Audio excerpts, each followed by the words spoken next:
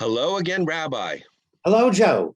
And hello again, Rachel. Rachel, who has not been smart enough to run away, but is willing to talk to us yet again uh, and contribute her insights and wisdom on food and culture.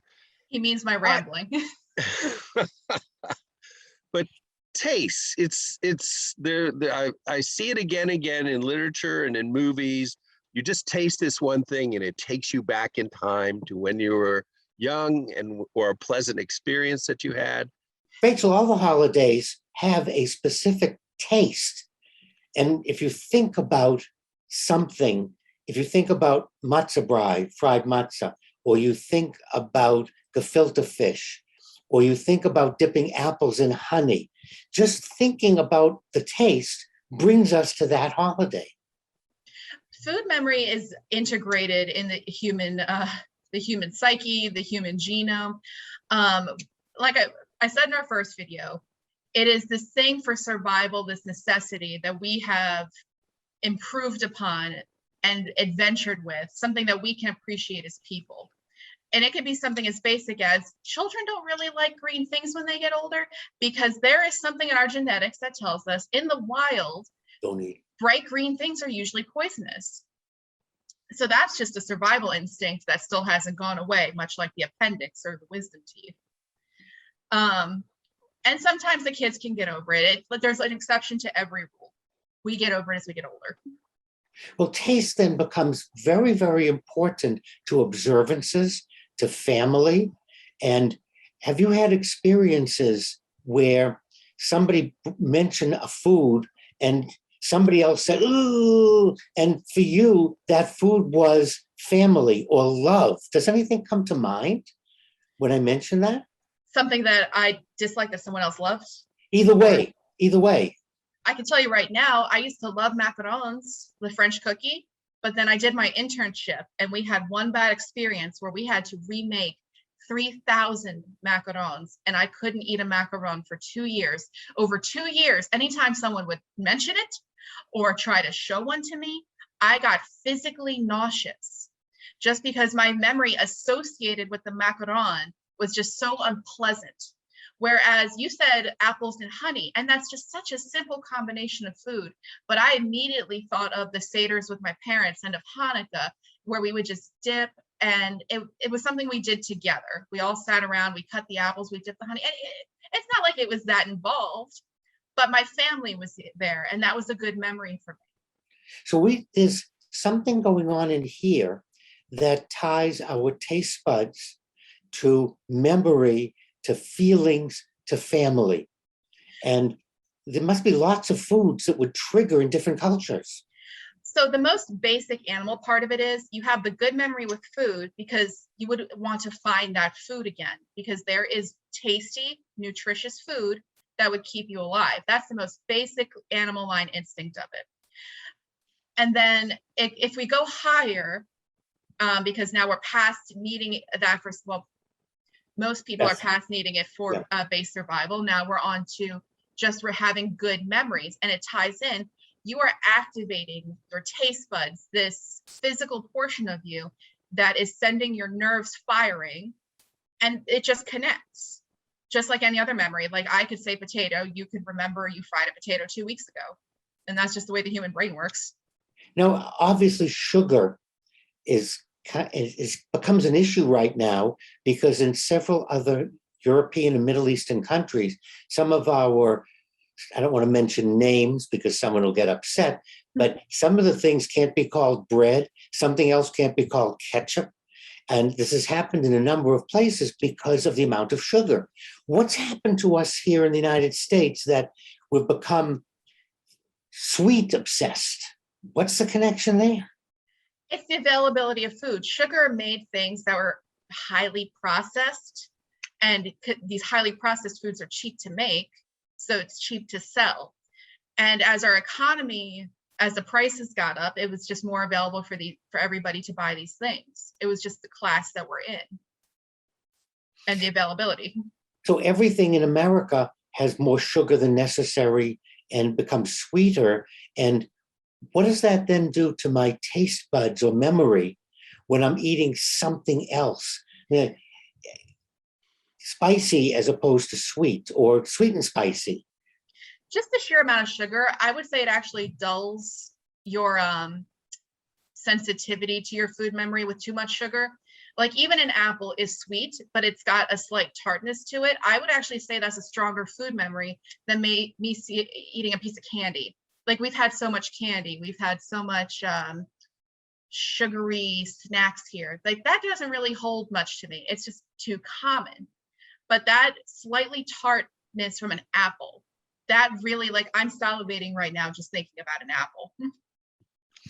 But I think about food memories, and every year when we make haroset for Passover, Oh, because haroset. we have a family meal and everybody says Joe and Laurel make the best haroset.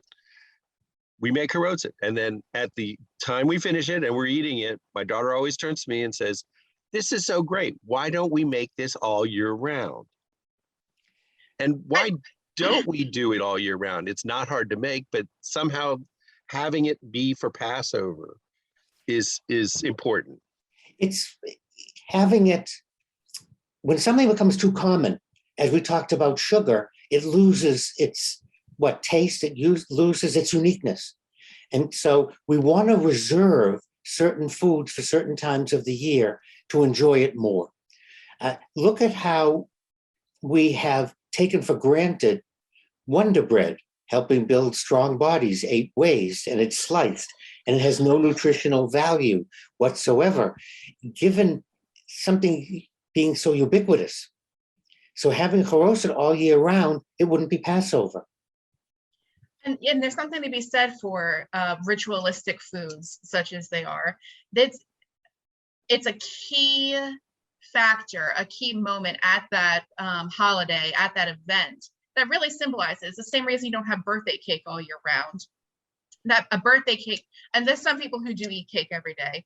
And you know what? I bet those people don't really look forward to cake per se, other than it's an expected tradition. But whereas I look forward to birthday cake because I don't really eat cake year round. It is something that I look forward to and that symbolizes a party per se. Whereas someone else might look forward to the lamb, the egg, especially lamb. And speaking of treats, we don't really have lamb year round. I look forward to a nice roast lamb around Easter with my husband's family. I don't particularly like cake. It's kind of odd. I like cookies. Mm-hmm. I like nuts. I like things that crunch as opposed to smush.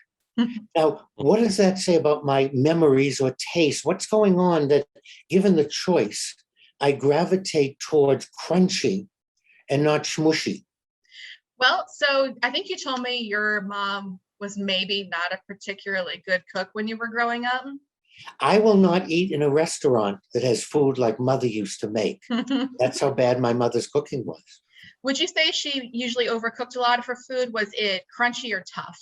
It was burnt and sometimes hard to recognize. And it wasn't unusual to be sitting down for dinner and all of a sudden my mother would scream some expletive and run in the kitchen because something we were supposed to eat was in the oven and it was burnt. So there's an exception to every rule, but if I would had to gander a guess, and you like crunchy foods, it's probably because you can eat the crunch now with the palatable nature of the sugar or the seasoning. And maybe that does remind you of your mom a little bit, but it's easier to eat.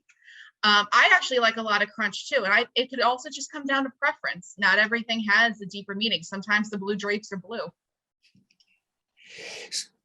Go ahead, So Joe.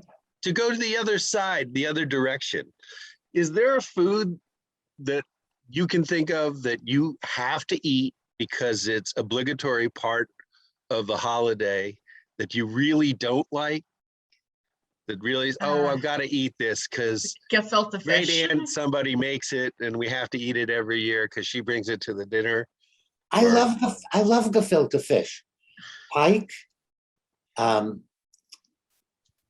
it's pike, goldfish, and I'm losing the name of it. It's 3 fishes put together.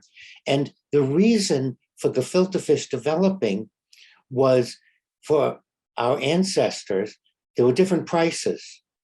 Pike was more expensive than whitefish, or whitefish was more expensive than pike, and carp was the cheapest fish. So you start with the carp, the cheap fish, then you add the white fish to get the taste of it, but as little as possible because it was too expensive. And gefilte means stuffed. So you may not like this gefilte fish, Rachel, because it has too much carp in it and not enough of the other two fish, or vice versa, because there's no one recipe for gefilte fish. And I've had it, the taste is very dramatic. For me, I think it's the texture too. The main reason I dislike gefilte fish is because when I was younger and when I was sensitive to smell, which I'm still sensitive to smell, but my taste is different. My mom ate a lot of tuna fish. To this day, I cannot stand the smell of tuna fish. So my husband is kind enough to eat it when I'm outside the house. But then gefilte fish brings up that same memory for me because it looks like canned tuna fish and it smells. And I can't handle it.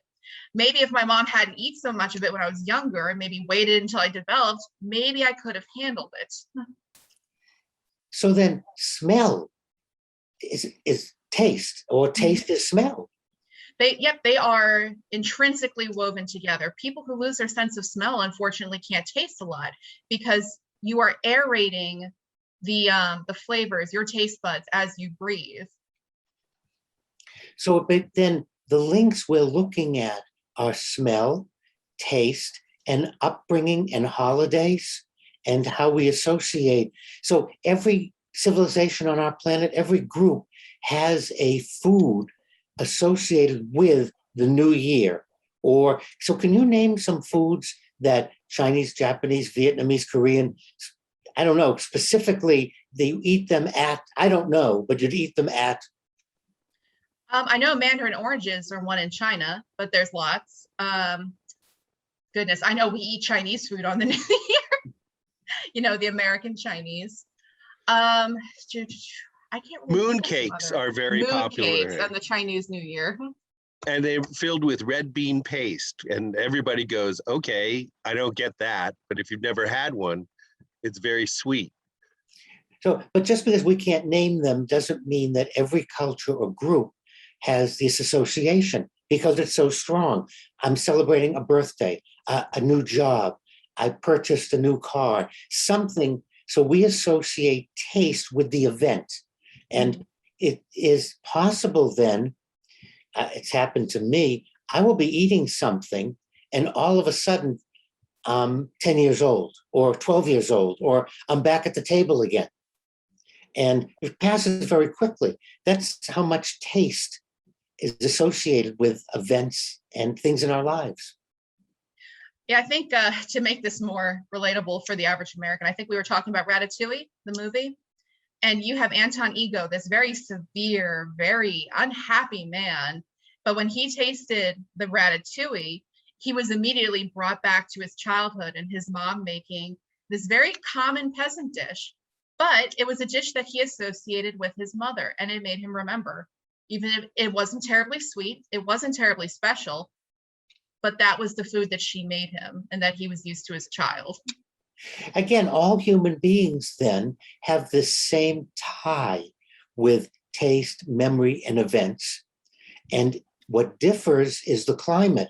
It's red bean paste, which is something we didn't have in New England, though we did have maple syrup, which we would put on our pancakes.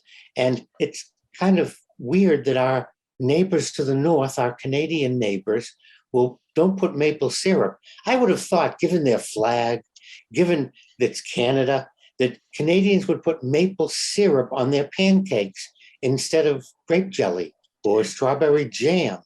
So I think that comes back down to luxury. They have the maple tree all year round. They can make that whenever. Berries in their very cold climate are much more of a luxury, much more of a rarity. So that's more special to them and they want it more. Whereas we don't really have maple trees to do it. So we would probably want the maple syrup more. It's kind of like the whole flip-flop of class and luxury. And it's just now tradition because that's just the way it was born.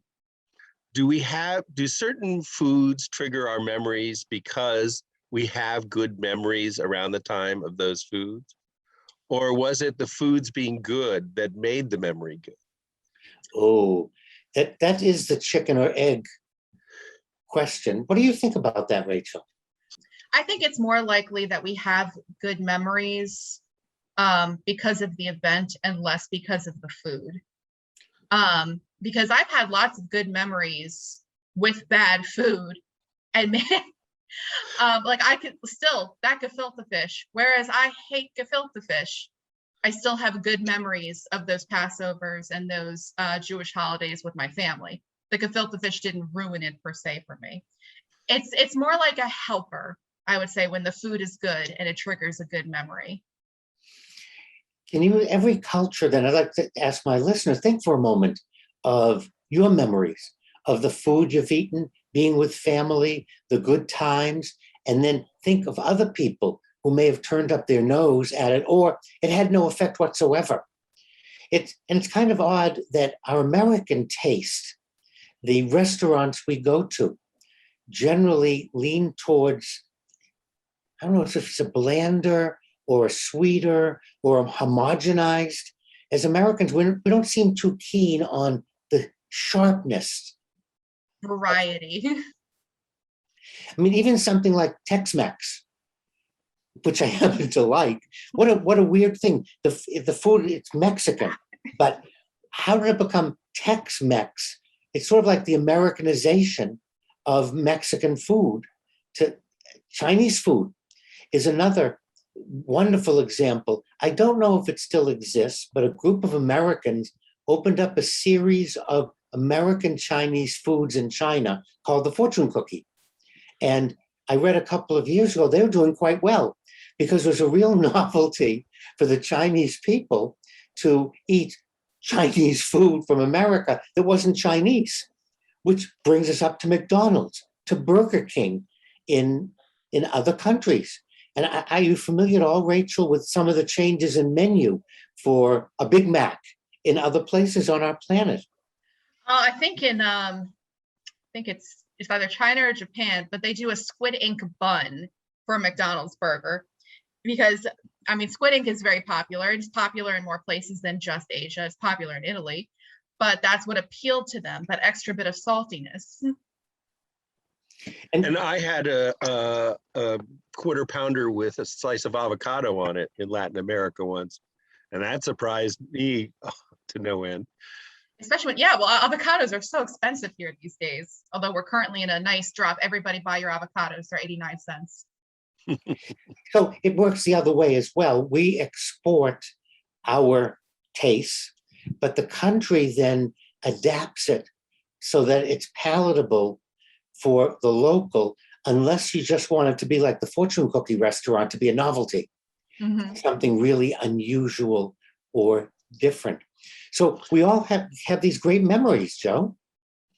Well, I know one thing that's not unusual or different is the very consistent way in which you always point out things that are interesting and consistently good to know. So thank you very much again, Rabbi, and thank you too, Rachel. And we'll hopefully get a chance to talk again sometime about these ongoing things because I don't think I've eaten my last weird food yet. Well, thank you, Rachel, for coming on and talking with us. And for our listeners out there, next time you taste anything, pay attention to the memory and to why that particular food you find attractive.